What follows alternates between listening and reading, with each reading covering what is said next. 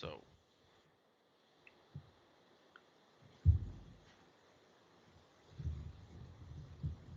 good, good. We're live here.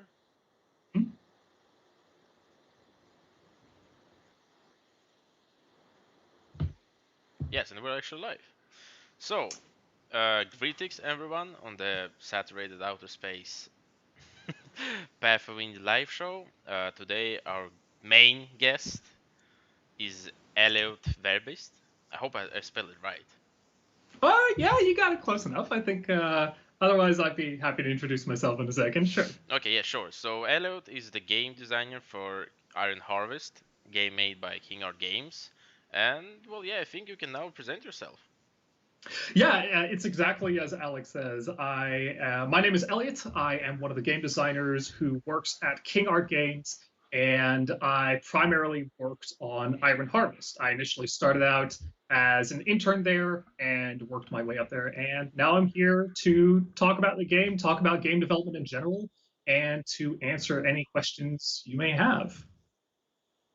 Good. So I think we could start with the question number one we have on our today's list.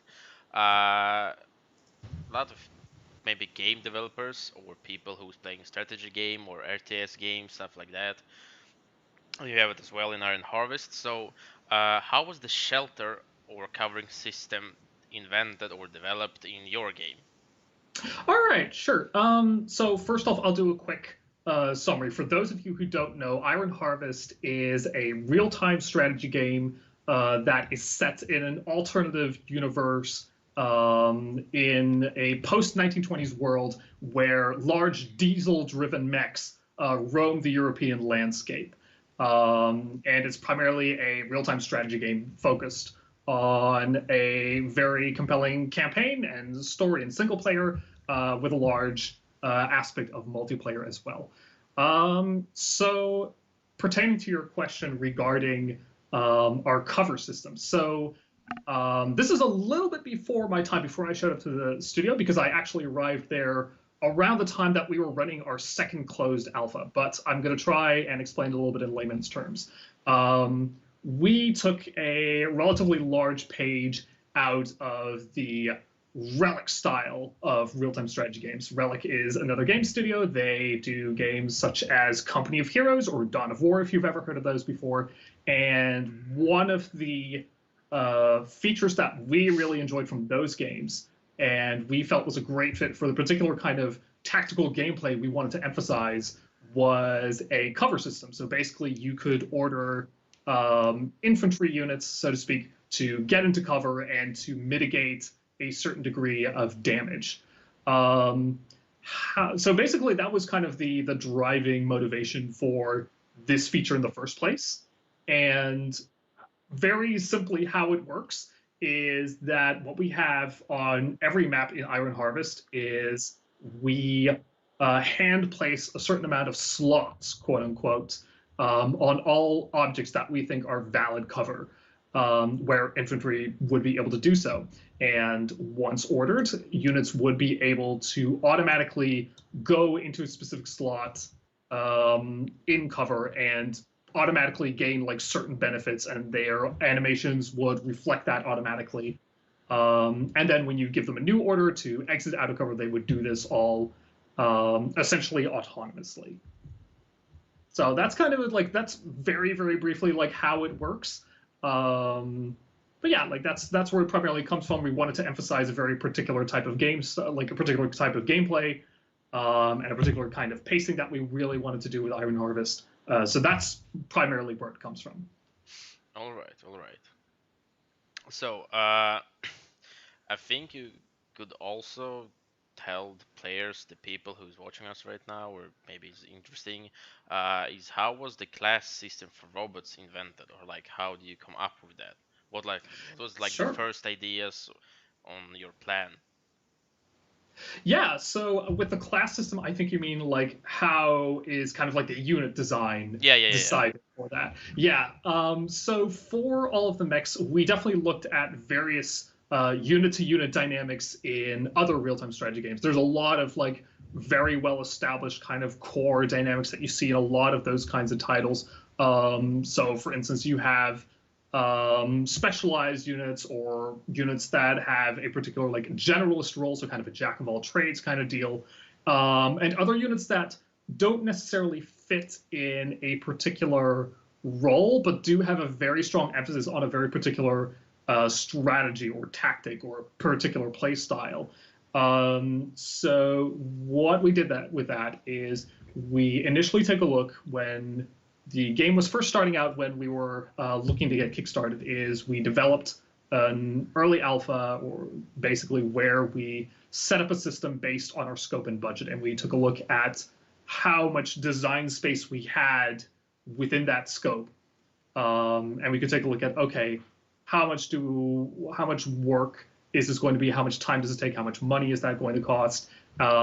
Generally, how many units on average do we want to have? It's kind of important to have a good balance between having enough units that there's enough depth in order to basically have it be like engaging by having that depth, but you don't want to overwhelm players with having dozens and dozens of units that overlap a whole bunch and maybe don't have a very strong role, or where some of them are basically they do the same role but better, which isn't a really great feeling either for the player. So we basically took early on, we said, okay, we know how many mech units, for instance, we want per faction, so to speak. And then from that particular space, we look at, okay, what particular designs fit from the world of 1920 plus, which is the world that we based Iron Harvest off of. It's done by a fairly known Polish painter called Jakub Rosalski. And a lot of his designs, we basically took a look at them and we said, okay, what are kind of the roles that we could expect to fill here? Or is there anything that we need to create in addition to that to fulfill certain roles that we have for unit-to-unit play? So we actually had to go in and create a lot of additional units with Jakub's input, of course. Say like, okay, we want to fulfill certain roles within the game, of course, and we want to really do that in that 1920s style.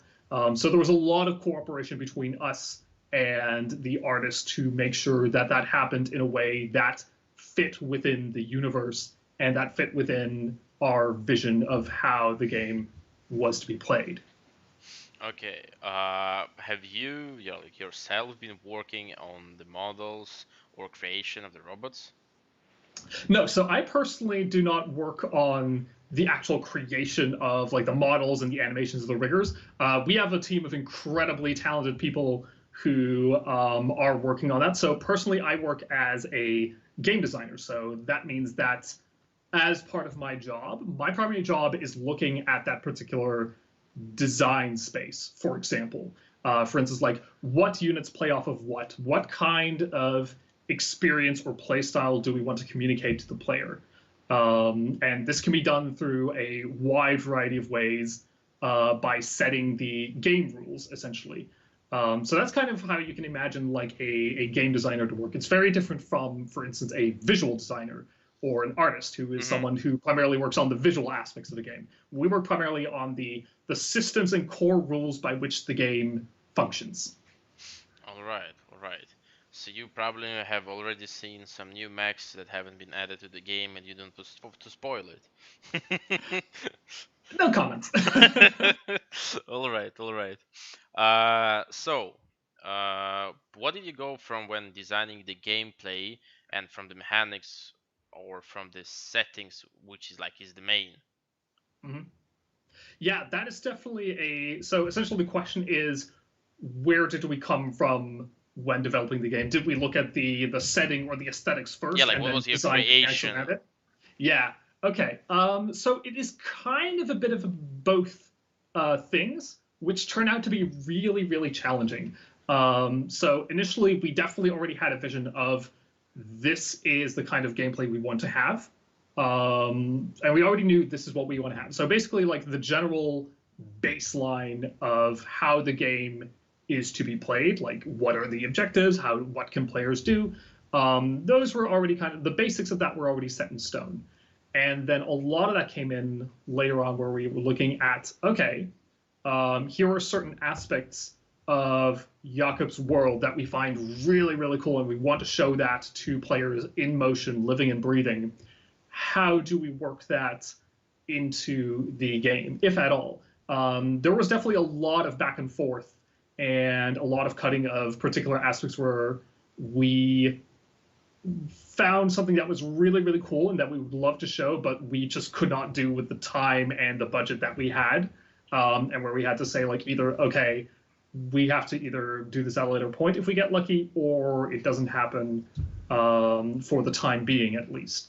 So yeah, it's definitely a big challenge working off of. There are additional challenges that are involved in working with an established visual direction or an IP, essentially, or world, which creates certain constraints that you have to work with, and that does make Iron Harvest a very unique and the kind of a uniquely challenging real-time strategy to make for, definitely.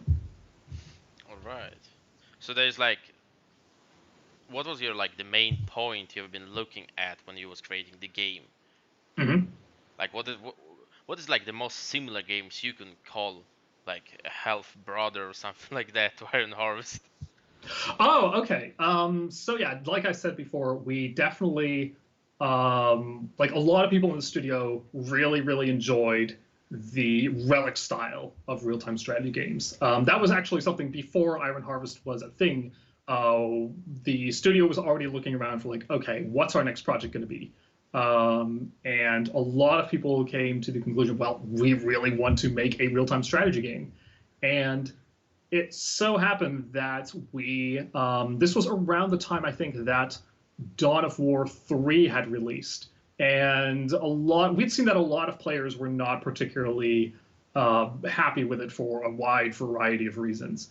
And in general, because real-time strategy is kind of more of a niche genre nowadays, we knew that there was most likely there is a particular group of players who generally don't see a huge amount of games get released. And we knew that particularly for relic-style real-time strategy games, that there was a certain hunger for that, particularly with people being let down by Dawn of War 3. So we went out to various communities, various real-time strategy communities, fan bases, all that kind of thing, and we ran a survey with them. We basically ran a survey with, I think, tens of thousands of real-time strategy fans, and we basically asked them, what would you like to see in a new modern RTS title, essentially? And what overwhelmingly came out of that was that people were really hungry for a narrative-focused real-time strategy game. That was essentially one of the big things that came out of that, was that people really enjoyed a real-time strategy game where they could immerse themselves in a different world, essentially. And you see this kind of across a lot of other strategy games as well. Command and Conquer, I think, is a really good example of that, where it's not just the gameplay, but it's also a compelling world that helps draw in players. All right, but like in your own opinion, or maybe King or Game's opinion, how does the RTS genre feels even today? We're thinking of that there's like so much games, and RTS itself's kind of not so popular anymore in the like overall game world. And like why even like choose to make an RTS game nowadays? Sure, I hear you. So this is kind of my personal pet theory, basically, about how it works, because I come from kind of I've had a bit of a background in real-time strategy for a long time. Before I actually went into professional game development, I was a modder for Red Alert 2, if you've heard of that, or if you've played that before. That's kind of an old game. That's like, it is an old game. It came out really old game. It is really old. It's like one of the real-time strategy classics. I don't think I know very few people who don't think back to Red Alert 2 fondly, or like not fondly in any way. And yeah, I basically modded that for like 5 years or so together with a team of other exceptional people. And that was what I did before I actually started doing games professionally. So I kind of have I have a pet theory on why that, like, how I feel particularly about real-time strategy as a game genre. Um, to kick that off, I don't think that real-time strategy is dead. I think that's a kind of truism that just does not really hold any water when you look at it. I think that there is an immense amount of people who are really, really excited and who really enjoy real-time strategy games. I do think that they're kind of past their heyday now. Like, it's no longer the 90s or the 2000s where they were kind of the reigning genre at the time, particularly for PC gamers. So they've kind of become a bit more niche. One of the interesting things I've actually found working like on Iron Harvest and seeing a lot of the community interactions and reactions to the game is I think that we kind of underestimated a little bit how fragmented the real-time strategy genre scene, quote unquote, is. I think that we were definitely not wrong in seeing the survey with a lot of people saying we want like a narrative-focused, single-player focused real-time strategy game. Mm-hmm. I definitely think that's a large aspect of what a lot of players enjoy from those games. And I think we kind of underestimated how many other, like an equally large fraction of players who are as equally vocal, who are really much more interested in the competitive aspect of real-time strategy games. Like there's a significant amount of players who are both really, really enjoy the story, but also really enjoy like real-time strategy basically as an esports. And I think that is something that we simply couldn't attune to like both at the same time and in equal amounts, flat out because we're still like an indie studio, so we still have like limited time and budgets. You kind of want to try and focus on one primary thing and do really well there, and then see where you can do other things for other people. So for instance, when we went into open beta, we got a lot of feedback, particularly from competitive players, that there's like a lot of problems with this game. Like you can't sell this. This is lacking a lot of features. There's just not like a lot to there's not a lot to it regarding multiplayer. And we've been really, really aggressive in responding to that particular feedback and working on various things to make sure that we could live up to those expectations.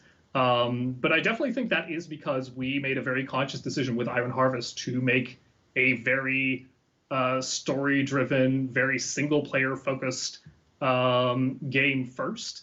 And I think that we could have definitely taken better into account that there was an equally large amount of people who are particularly interested in the competitive aspects, but not necessarily who don't value the other parts as equal as those. So I think that it's definitely there's a lot of different groups within real-time strategy players who are interested in very disparate things. And I think that's probably like one of the big lessons that we learned while we were working on Iron Harvest and after we released is finding that, okay, we actually have attracted a surprising amount of competitive players as well. And that, yeah, like that's absolutely not a group to be ignored. But yeah, so you do have to bear this in mind and look really like, okay, you're looking at your primary demographics, quote unquote, like who are the people that you primarily want to advertise this to, and who you say, okay, if you like this, this, and that, this is the game for you. But yeah, like there's also going to be an additional extra amount of people who have very different expectations and very different needs than what you initially think. And I think that's something that we're working very hard on now to make sure that we can cater to them as well, that everyone is welcome in that particular space. But yeah, that is definitely one of the bigger challenges. And I think that's going forward, that's definitely something we're going to be taking on board in the future. Okay, but what do you think, like in your own opinion, or maybe like why did company even choose to like use just create a RTS game? Because even that there's like community is not like that big as like Fortnite or Hmm. Warzone or other Sure. games that are like so big. Gotcha. I hear you. So a lot of that comes down to two things. One of them is that we just really wanted to do a real-time strategy Mm-hmm. game. Like I think that's kind of the core thing is that you want to make sure that the developers who are actually working on the project are motivated about the project, are invested in it, and want to see it be the best it can be. And I think that at that time, that was just not really a decision for us. Was like, okay, this is just what we want to work on. And it just happened to also be that there was a particular point in time where it was a good opportunity to make a single player focused real time strategy game because there just wasn't a lot out there on the market at the time. So this in combination with what we had seen online, because I think in the several years ago, Jakob's work, actually this one here in the background, for instance, went viral on Reddit a little while ago, and we came across that and we saw like the reactions to it, like how excited people were like looking at it. There's another game that's based on the same universe. It's a board game called Scythe, which is really good. You should definitely go check that out. I am not affiliated with them, but it's very good. But otherwise, so it kind of just clicked for us. Like this is like it's an interesting concept. It's a cool world. Let's try and make this in a genre that we want to do and that we think we can strike out in a particular niche. Because at the end of the day, like we're a little bit bigger right now, but at the start of production of Iron Harvest, we were about roughly 30 to 40 people. Mm-hmm. So like reasonably sized, so we can do some things, but there is no way in hell that we're going to be able to compete at that time with like a Fortnite, for instance. And that's not something we should be trying to do. Because you cannot compete with an Epic, for instance, who has thousands of people working for them and has budgets that run into the hundreds of millions. We don't really particularly work on that particular scale, so it makes more sense to us to try and appeal to a niche genre where we know, like, okay, we have like highly invested players, people who heavily care about this kind of stuff. And that was kind of where that particular choice comes from, is primarily we wanted to do it, and also just happy accident. It also financially makes more sense for us as a studio where we were at that point. Okay, okay. But if we like move forward a little bit with the Iron Harvest and takes up the latest DLC that he released, like I think Sure. like 2 weeks ago, or 3 weeks ago, something like that. It was, yeah, I know it feels so like time feels so different nowadays, but it was not that long ago, I think, like a month and a half, maybe 2 months ago or so. I believe it was, yeah, roughly May, I think, end of May we Okay, released it. Yeah. but We basically, yeah, what go do you ahead. think, like in your own opinion, was like the hardest from like releasing from the design side, the latest DLC? Because it's, I understand correctly, and I've been watching that this DLC is like the first uh when you have the flying units. Yes. That's like That was bring the definitely, whole new aspects to the game. hmm yeah. That was definitely I would say, I mean, first off, overall, I think the greatest challenge was definitely everything that we did for the DLC called Operation Eagle. Get it now, shill shill. Was everything was done while everyone was working from home.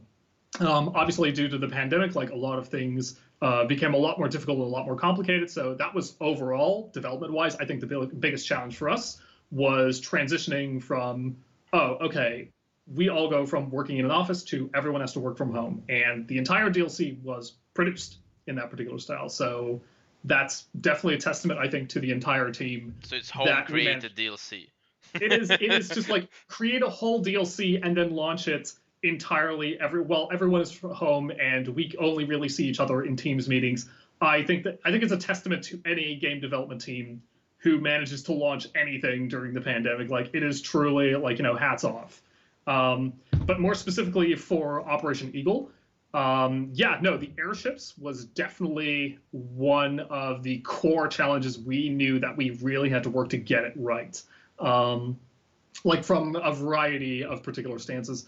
So, for an example, for us, the game was not initially built to include air units because Oh, okay. we didn't know entirely whether that was going to be a thing or not. Of course, like obviously we were looking like past launch, essentially like okay, we know that we want to try and release some DLC, like and we have an idea of what we could include for that.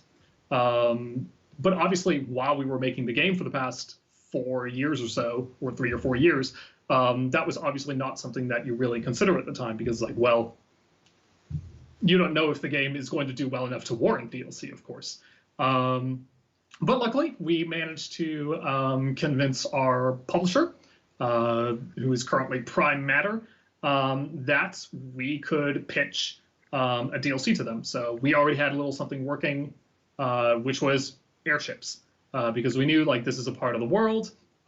This adds a whole new dimension to the gameplay, and visually it just looks really, really cool. Like it is something that we could say, that's something that people would say like, okay, I am interested in checking this out.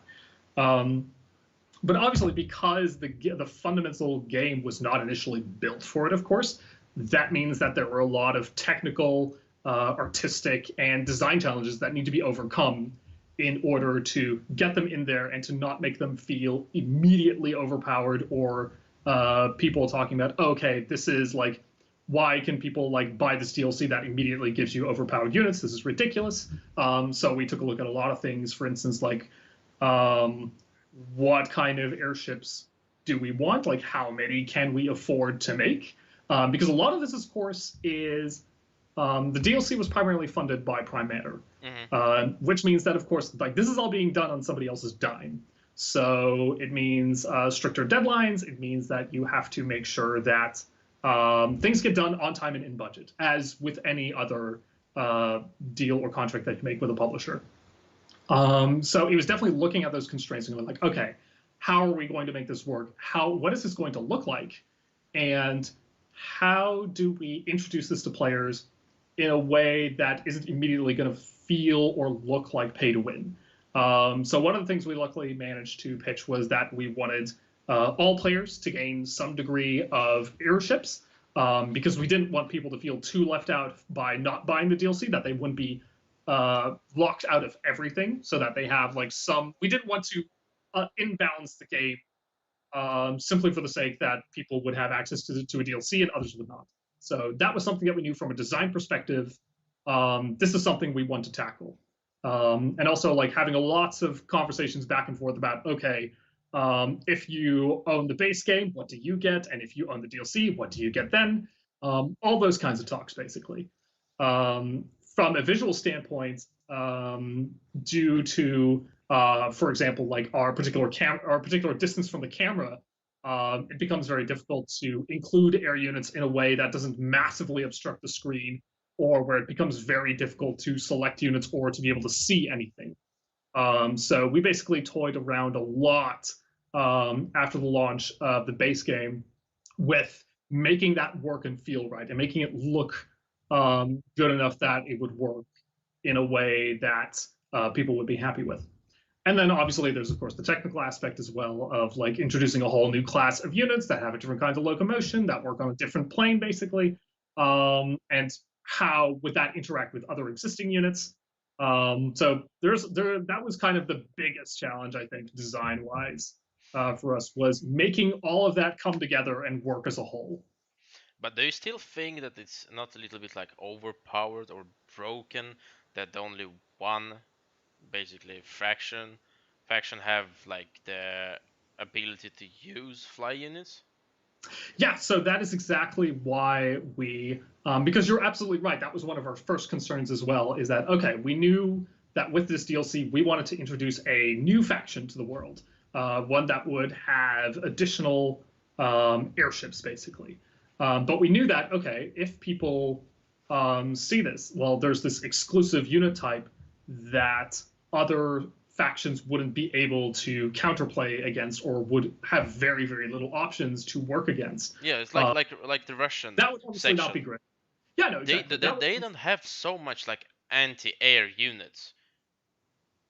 Yeah, so that's also why we had to look very, very carefully at how do we do, for instance, anti-air gameplay, like which units can target aircraft, for instance, and how do we visualize that, more importantly, because obviously aircraft was not initially a consideration for the base game, and therefore by extension neither was anti-air, for instance.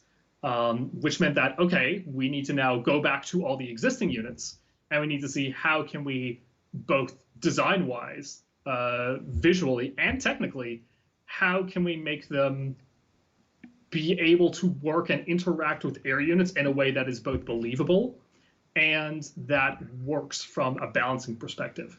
Obviously, you're never going to get it perfect the first time, or the third time, or the fifth time. This is why there's like a lot of iteration that goes over it, and we take a lot of player feedback on board to adapt to that, basically, to iterate. And that is always going to be an ongoing process. Like that's just something that goes on forever. But yeah, no, we knew already that like having appropriate counterplay and balancing for the other factions so that they would not immediately get stomped on by the new faction, by everyone who bought the DLC. We knew that that was a crucial part to ensure that people would welcome a new DLC where, okay, there's free content for all of you folks, and there's also an additional extra stuff for those who pay for the DLC. So we wanted to really make sure that it was kind of an everyone wins situation. But did you have plans to create at least, or maybe in the future, additional fly units to the other like faction that are in the game? So I definitely think that is something that's kind of a little bit more down the line, essentially, because right now we're still working on a bunch of other stuff right now, but it's definitely something where we're looking at like how we could, if we can, to expand further with Iron Harvest, because of course there's a lot that really depends on like what particular design space did we create, and the most kind of like the more cynical and the more practical reason is how much money and time do we have for it? Because like I said, like for the first DLC was paid entirely by Prime Matter. So then it kind of comes down to, okay, how well did the DLC and the full game basically do overall, and does it warrant like further DLC releases? I think it's definitely much a matter of can we do it rather than will we do it. So it's definitely something we would like to do more, is to further expand on Iron Harvest and to do more further work on it. But I definitely think that's going to depend on more of the business aspect of it. But yeah, that is something that time will tell. Okay, we actually have one comment in the YouTube section right now. Okay, cool. Omedion is writing, "I'm still hoping the devs will keep on building the game. Still seems that it needs to work on multiplayer, of course, because that is something that will keep the game alive. Or even add a map campaign like in the Dawn of War Dark Crusade." Yeah, so that's that's definitely something I completely agree. I would love to make sure that we can keep supporting this game, and like I said before already, like we know that there's a lot of people who are really invested in like more multiplayer aspects to it. And of course, like with the past DLC, we definitely did like a lot of single player content as well. So yeah, like I think it's just really going to come down to, yeah, I hope we do well enough that we get to keep doing that. Absolutely. Right. So what about like maybe if we look in a bright or long future about the Iron Harvest 2?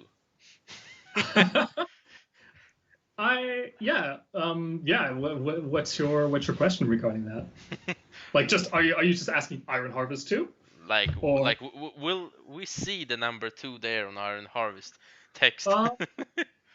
Not anytime soon, I think. I think that we really want to try and focus first on doing more content updates for Iron Harvest, and like seeing like where can we further expand, what can we further do with it, what kind of features can we still bring to our players.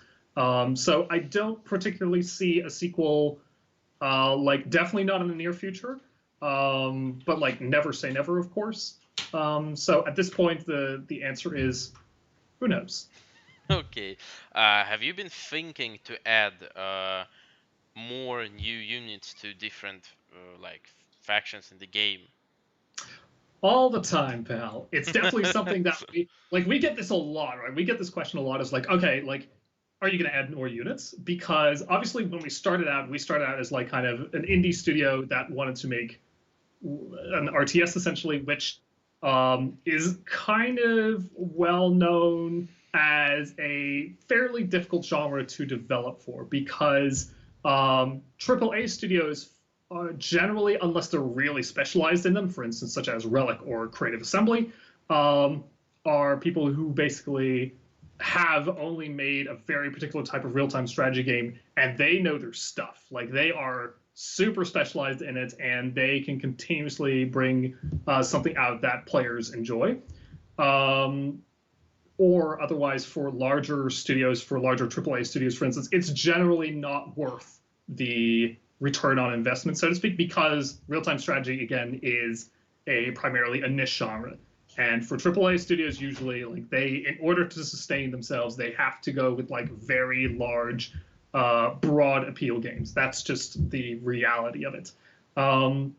However, to contrast that, usually like really smaller indie studios, like we're talking like people of like between 1 and 10 or 15 people, real-time strategy games are actually way too big to create. Like, they are very, very complex from both a technical and artistic standpoint, and a design. Like, they're kind of like the holy trinity of everything that is hard to make about games, and then just a little bit harder.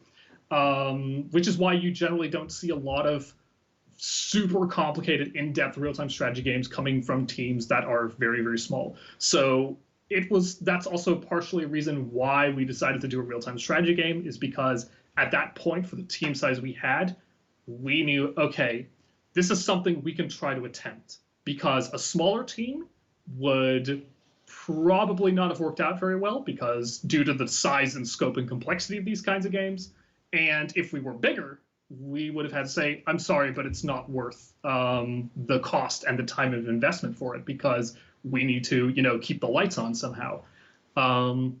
So we basically came out and we said, okay, we want to create like a very tight, quote unquote, game design wise. So we want like a very like specific number of units that all have their particular tasks or roles. And we don't want to have too much fluff, so to speak, if that makes any sense. We took a look at a lot of other real-time strategy games that focus a little bit more on like tactical gameplay. Mm-hmm. So, for instance, Dawn of War 2, which has, for instance, very limited base building, which is something that we hear a lot from people coming, because, like I said, like there's a lot of disparate groups who enjoy real-time strategy games for very different reasons. So, for instance, a lot of feedback we got was like, why isn't there any base building, or why is there so little base building in this game? Like, is this a real-time strategy game? It's like, yes, but it comes from a very different approach to that kind of game, and obviously that's not going to be for everybody. But yeah, like, to come kind of around to it, so more units is definitely something we would like to do. But it really depends on how much design space we have, and obviously the never-ending question, is there time and budget for it? Okay. But I don't know if you can answer that question, but like in the future also, is there any plans for other DLC that you maybe have been speaking of and stuff like that? So I can't talk about anything right now at this point, because currently right now, after we've released Operation Eagle, we're currently working on the console release of Iron Harvest and its DLC. So we'll be coming to Xbox One and the Xbox Series X, as well as PlayStation 4 and PlayStation 5. So before that time, I really can't say anything about that, because that's just right now, that's what we're focusing on right now. But yeah, like if we... It's very much, again, it's very much we would love to. But it very much depends on what we can do behind the scenes on the business side of things, what we can negotiate with Prime Matter, for instance. So that is basically where a lot of that is going to come from. But until then, lip sealed. Sorry. All right, all right. But have you maybe tried already to play Iron Harvest on console? Because I know that in the company, the employees are allowed to try how like game feels. Absolutely. I already Oh, have my okay. I have my controller right here. So yes, we have been we've absolutely been we've been very hard working on the console version. So not to worry. Like that's been going on for at least a little while now. So yeah, it's definitely very very much in the pipeline. Like we're right in the middle of working to bring this title to consoles. We've been seeing it on almost every social media platform. People asking us, "Hey, where's the console version? It's been a while." And yeah, like not to worry, we're working on it, and we hope to bring that to you soon. What can you say about like the first feeling after you've been playing on console? So generally, I think that you mean generally like how it's felt Yeah, to like play. how does it feel like on controller to play the game? Yeah, it's been actually pretty decent. Like, obviously, we took a look at a lot of other competitors who have made real-time strategy games in that particular space. I think I speak for a lot of people when I say that real-time strategy games is kind of an infamous genre on consoles because it's always been known as like a PC thing only up until like relatively recently when other companies brought out other games that for instance, like Halo Wars, for instance, is a really good example of a real-time strategy game that was built for consoles. So obviously we didn't make any compromises for the PC version of Iron Harvest to make it work on console. That has its benefits. It means that PC gamers definitely get like a lot of aspects specifically for real-time strategy games, which is kind of like our major audience, of course. But it does mean that we have to work very, very hard to translate a lot of elements to make them console friendly, essentially. Doesn't mean doing things like dumbing it down or anything like that, but it just means that, for instance, the UI has to get like some UI elements, for instance, need to be changed a bit up. And of course, the most important thing, the control scheme needs to be able to work well enough on console that, like you don't feel like it doesn't feel incredibly stodgy or anything like that. So we've definitely been spending a lot of time on that to make sure that that it is playable on console. Absolutely.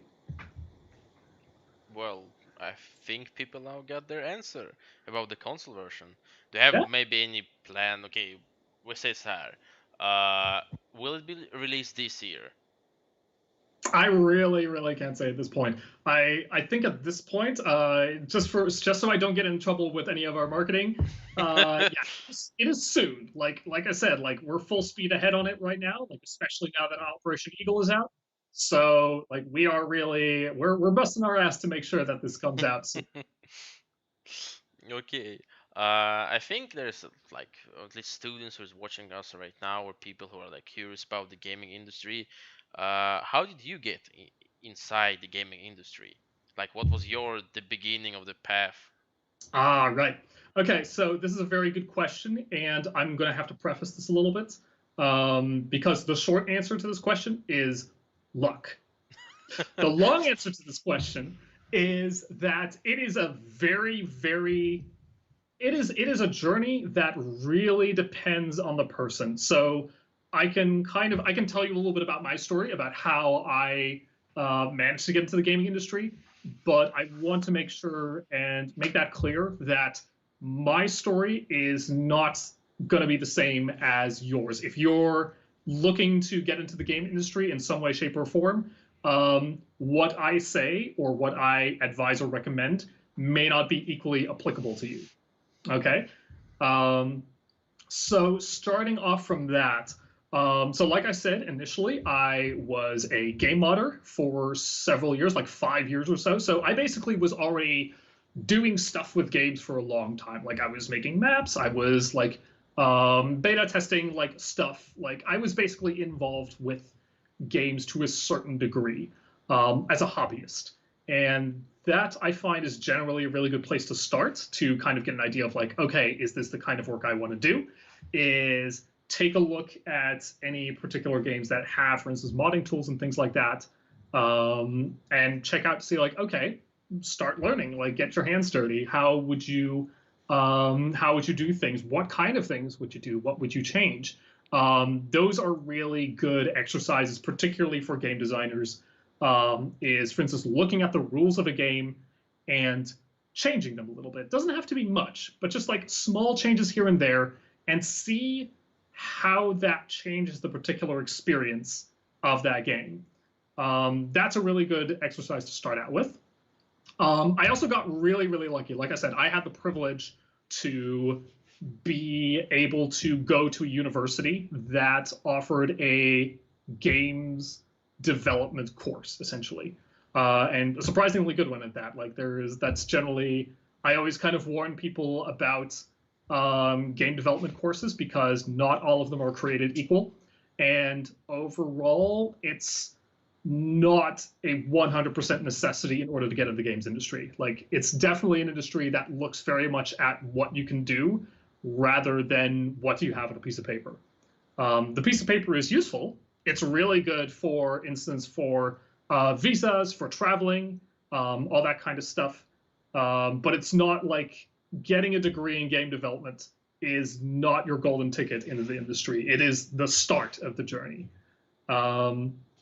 So I was very lucky to do that. And while I was doing that course, I did a lot of extracurricular activities on the side. So I would keep track of like what's happening in the industry right now. Like, what's the word? What are people who are kind of the people who are a little bit more well-known, who are slightly less well-known, that kind of thing. And I went to a lot of local events. So I networked, like, and that's I know that's kind of a scary concept for a lot of people, and it certainly was for me at the time. But it is definitely a matter of going out and making friends and meeting people who have similar interests, who are also in it for making games. And that really, really made a difference for me because the games industry is a very small one. Like, there's a lot of people who know each other. That's also why you generally don't see a lot of game developers talking shit about each other, for instance. Number one, because that's just generally not a nice thing to do. Like, it's a tough industry to work in, to say the least. So the least you can do is support each other. I can agree with that. like we're doing here right now, folks. And additionally, like I said, it's a small industry. Everyone knows each other here. So that's probably like one of the core bits of advice that I know will work for everybody.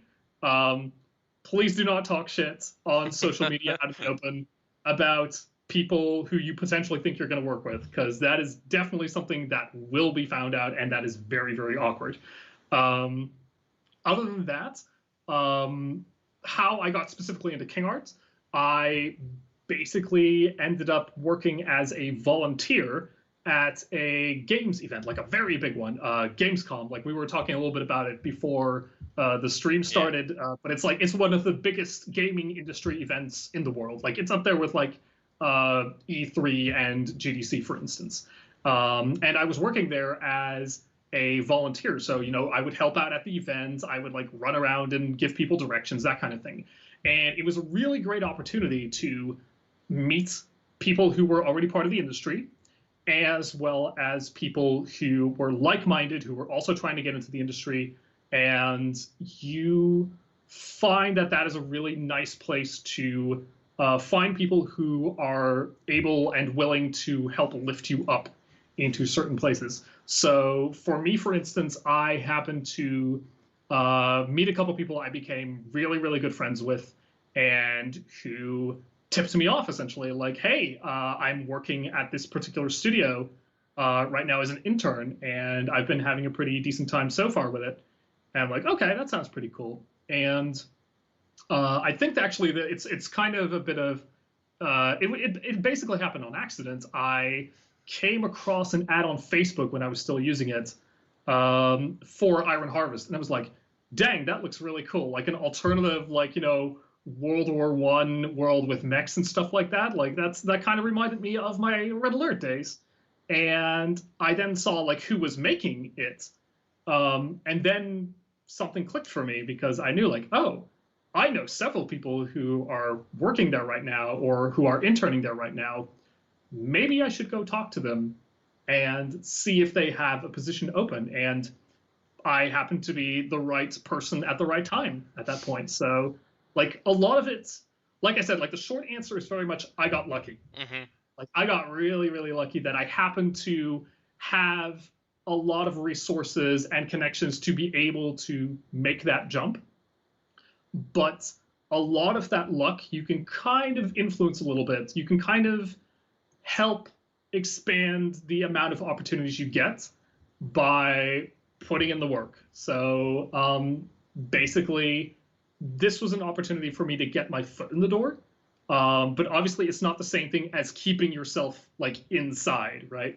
So obviously, like I showed when I applied, I showed them, for instance, like, hey, I've worked on several like games as a student and in my spare time, and also like as a hobbyist, I used to do real-time strategy games that thematically were also very, very close to Iron Harvest. So at that point, I could make a convincing argument that to say like, okay, yeah, we can take this guy on as an intern. Obviously, like I said, this is something that was very, very personal and very specific to my situation, my background, and for other people, it's absolutely going to be very, very different. Generally, my kind of go-to advice regarding this is number one is basically following stuff that's happening in the industry. Like basically knowing what is going on and what is important in the industry. Like there's a lot of particular topics that people talk about that are very relevant to this day, and being able to get into that and understanding like, hey, what's going on? What are people interested in? Is a great way to kind of ingratiate yourself into that particular community, which is the second point essentially, which is finding game making communities, and whether you do that online or in person in like a local place, as long as it's safe, of course, then those are really, really good places to start, which is finding like mostly online. I find like there's a lot of like good Discord groups and stuff like that, and Twitter accounts that are really great to follow. But yeah, those are like great places to start, are various communities that you can join so you can talk to people who either work in the industry or want to work in the industry, and getting an idea of what it's like and what kind of people you would potentially be working with, and just making friends, essentially. Be nice, guy. I think the third and last part is your portfolio is everything. Essentially, the industry works a lot very much based on portfolios. So basically showing what can you do, what have you done already. So for instance, for me, you can actually just look up my portfolio. It's a little bit old. It's just my first name, last name.com. Not literally, but you can put it in chat otherwise later if you want to, or you can share it later. I think that might be a good place to start. It's not a great portfolio, mind you, because I haven't updated in a while. To copy your profile and set on picture. Yeah, for instance. But it does give you an idea of this is the kind of information you need to show that is going to be relevant to the people who are looking to hire people. Because there is a lot of theories and a lot of best practices essentially on how to tailor your portfolio or your application letter to apply for a job in the games industry. So that's definitely one of the things I would take a look at. Like, how do you set that up? There's a lot of material online, a lot of resources that talk about what's the best way to set that up. Like, what are the things you need to keep in mind? So a lot of it's just really like doing your research. The game industry is really hard to get into. That is for everybody. So going in, being prepared, and showing that you did the work, you did the legwork of, I know what I want to do, here is what I can do, and I'm not just someone who just came in here on a whim, essentially, I think already really improves your chances. Okay. And Okay. I think the last part of that is that improving your chances is not the same thing as guaranteeing it, obviously. Be prepared to be rejected a lot. Before I came to King Arts, I applied to a lot of studios, and I got rejected by a whole lot more, and some of them never called me back. That is completely normal. So be prepared for that. But yeah, like having that kind of grit, not giving up, that's really important as well, I find. All right. So, I think you could actually discuss a little bit what do you think overall about our game that we're doing, the Saturated Outer Space, Yeah. and your opinion regarding to the Iron Harvest, because it's, well, we're doing a strategy, you were doing the strategy. Mm-hmm. Sure.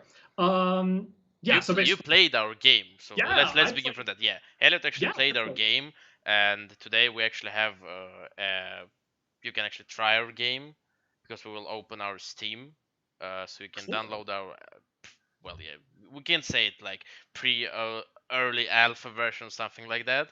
All right. And yeah, you can give your feedback on our Steam. We'll send out an email what you think about the game, and Elliot can just describe to you what he's thinking about the game Sure. as a Okay. game designer, or the Sure. All man right. who's been doing the game industry longer than me, at least.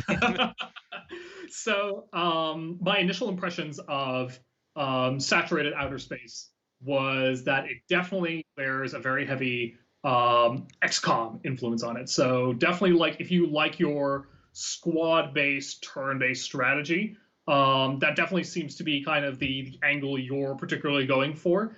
There seems to be an additional. I think one of the interesting aspects I found from a mechanics standpoint was the ability to swap in and out between combat mode and kind of like a free movement mode, essentially, because you have a couple more objectives going on that are more than just take out all the bad guys, that kind of thing.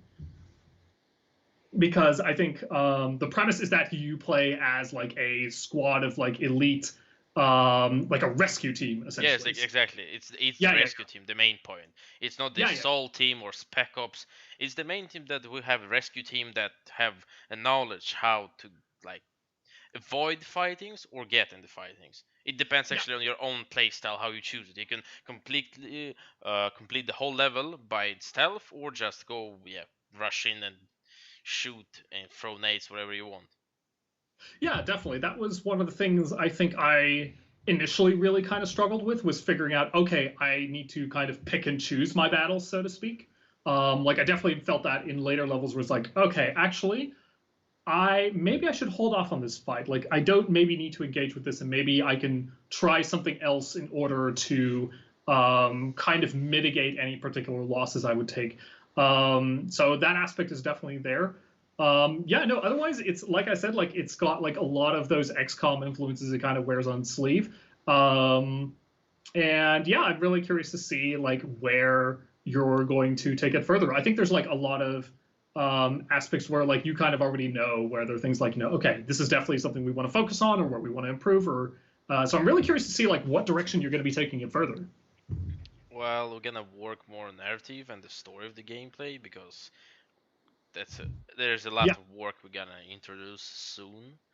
yeah, Because I will probably send you, let us say, a new build, but later this summer because we're sure, working hard right now on it.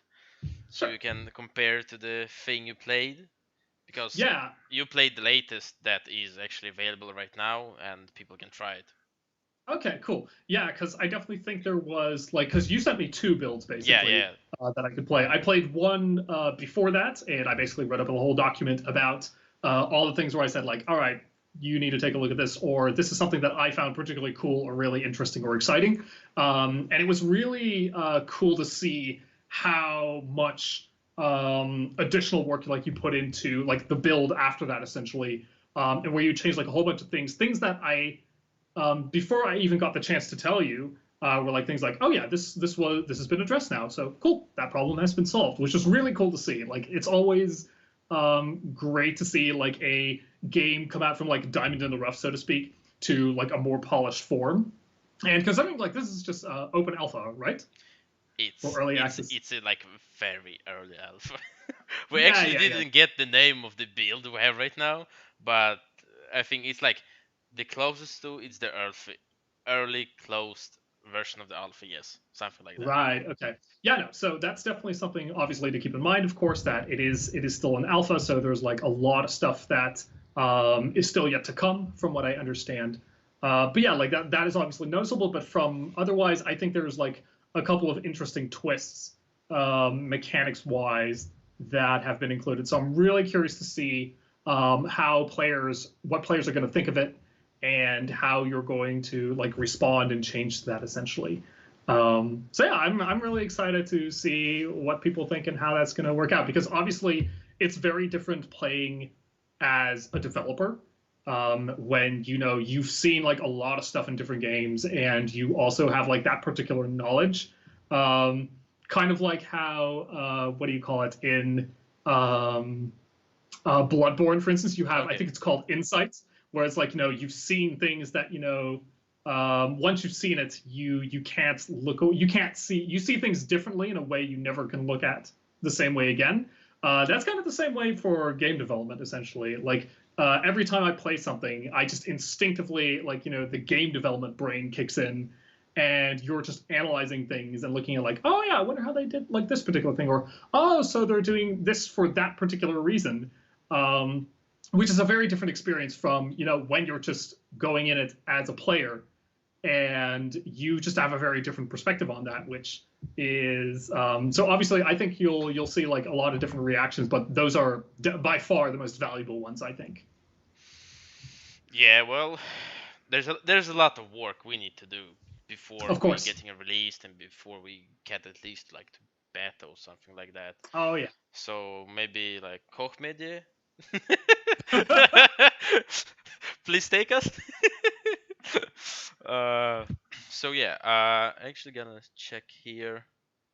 Okay, well, we have a little bit of time left right now. Okay, cool. Do we have like any other questions from chat or anything like that? We have one thing in chat, is that they're saying Elliott definitely deserves being on the team. Thank you, I appreciate that.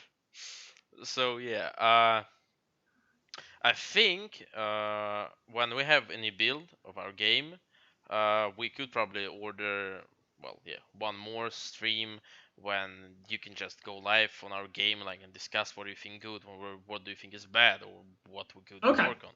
Because you as a game designer can see some stuff that I can't see, because, well, I'm not like the game designer itself. All right.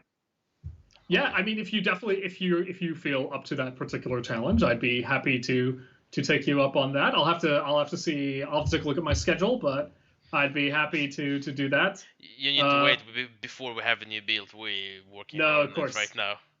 No problem. I will do my best to not roast the game too hard. But maybe it would be really cool to like get some insights as to why do we do certain things, or what is the thought process. I think that's always really exciting to take a look at, like for certain games, into like what are they thinking when they're doing it in a certain particular way, and how things could be done differently, or like what is the trade-off for certain things, because with a lot of game development, it's all about like making certain decisions that are a lot of trade-offs. Like there's rarely ever a perfect answer. Actually, we have something more in chat. John Shepard is writing, "Oh, that's my boy Elliott. Olu loves you." Oh, that's great. Well, hi to you there. Pleasure to have you on board. There's people actually loves to see you and have you here.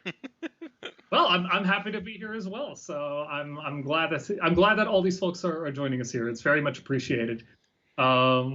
But yeah, no, like if you would like to, I think that would be like rather spicy if we take like, one of the later builds once you're ready for it, and that I just play it through, and that we, basically just go step by step over it and take a look at like, hey, what are some things to take into consideration, or what is like some feedback that comes specifically from me. I think that could be really cool. Yeah, if you mean if I'm ready to listen a lot of, let us say, uh, LGT comments about our game. So yeah, I'm up for that. That's no problem. Sure. No, because obviously we want to make because sure that this is feedback is, I think, like most of the important thing you can get on your game. absolutely. Because from that you can see in which way you need to upgrade, downgrade, or expand your game. Okay, cool. Yeah, no, definitely. I think that yeah, I would say that that would be great, of course. And obviously, we want to make sure that it is a constructive dialogue, right? Like we know like game sucks does not really help anybody. Like it's useful feedback. Don't get me wrong. Like it's useful feedback in the way of describing like okay, someone is not particularly happy with this game for some reason. We just don't know what reason yet, but Mhm. maybe we can figure that out together. Well, yeah, and I think we as an indie studio have a little bit maybe more responsibility to listen to feedback from players, because it's not like so much companies now that does it as much as they could do. EA. um, so yeah, I think just we have more of to listen to the community. That, well, I think you listen a lot of the community you have on Iron Harvest, or how does it work on your side? Yeah, definitely. We are, I mean, obviously, we have our own Discord community where we get a lot of feedback. And obviously, we take a closer look on social media, of course, and also the Steam reviews. Those are also, I know a lot of developers generally don't really like looking there because it is usually a place for a lot of anger. But it's important for us, even though that can be very painful, to stomach it and to swallow our egos and to go in and see, like, okay, why do people think that my game and me as a person are shit? And that is just something that is it's difficult, but it is part of the job. Like particularly finding the reasons, like what is the cause of such anger, or what are people like? What are people like really disliking, or just not having a good time with the game, and seeing what you can do about it. Because I think like I speak for a lot of developers when we say like there's always going to be something in a game where a lot of people or like some people say like, oh well, I don't really like this, and like it just breaks your heart because it's one of those things where it's like, well, we can't really fix it. Like maybe there's like something like crucial like tied to it, or there's something where it's part of like a large section of gameplay or something, some kind of reason where it's like, okay, Hmm. this is not a straightforward change. And that happens more often than you think. It's kind of like I find that, especially like coming out off of it from previously having been someone who just enjoys and plays games to someone who makes them, you definitely gain a new appreciation for games where usually initially you would think like, oh, why don't they just change this? Like, aren't they just doing their job? And once you've actually worked behind the scenes, it becomes a lot clearer that it is a miracle that any game gets released, honestly, and that these are like there's a lot of really smart and hardworking people who gets on these things, and sometimes there's just something that will like changing even the smallest things can sometimes have absolutely like catastrophic results. Like I think there's a good example, a good anecdote that I heard about this one was, for instance, that I think in Half-Life 2, like in the engine, there is an image of a tomato, um, and they just left it in there because apparently removing that image broke the entire game. It was the Team And they, Fortress 2. oh, it was it Team Fortress Yeah, 2? it was the Okay, Team yeah, I Fortress know. 2, and there was a picture of pineapple, if I remember right. Oh, okay. Yeah, like I think this is kind of one of those stories that kind of mutates over time. But yeah, it's something like that, like something that's completely like seems like absolutely trivial to fix. In more than one occasion is rarely ever trivial to fix. But yeah, like that's game development is fraught with such nonsense like that. So yeah, but yeah, it definitely gives me a lot of perspective on how much work it is to make a video game and actually make it work and be good. Like Yeah, wow, be good, the hardest part. lot of work that goes into it. Oh, okay. So actually, we gonna, yeah, end our stream. There's just a few things I would like to say. A big thanks to, yeah, Higher School of Economics that allowed us to stream here, and to, yeah, our how can I say head producer to Vyacheslav Utichkin. So yeah, there's information under this stream about the programs, about our games. You can see other our live show that we have. Unfortunately, right now is there's only one that you can watch is with the Tobias, who is also a friend of yours and a friend of mine, who Yeah, is Toby's a great guy. yeah working in the Koch media as well. So it was a pleasure to have you here. First of all, Elliot, thanks you a lot for that upcoming. Thank you. I hope it will not be our like the last stream. Yeah, let's. I look forward to if you want to do something like I said, like we talked earlier Yeah, the about. roast I'd session. be happy to talk about it. Yeah, I'd be happy to talk about that and see if we can align the stars in our calendars for it. So yeah. Yeah, definitely. well, we have to need a build, a new version, and you have to need Mhm. time. So I think we're gonna calculate somehow to make it work later this summer or maybe yeah the autumn. We will see how it works. We'll figure something out. I Yeah, think. something. Yeah, All and right. everyone who's watching us, thanks you a lot for being here and yeah, almost listening to boring guys for 80 minutes about indie games. So, well, any last words? Uh, just thanks for having me here. Thank you for everyone watching, and hopefully I'll see you sometime soon. Good. Bye, everyone. All right, take care.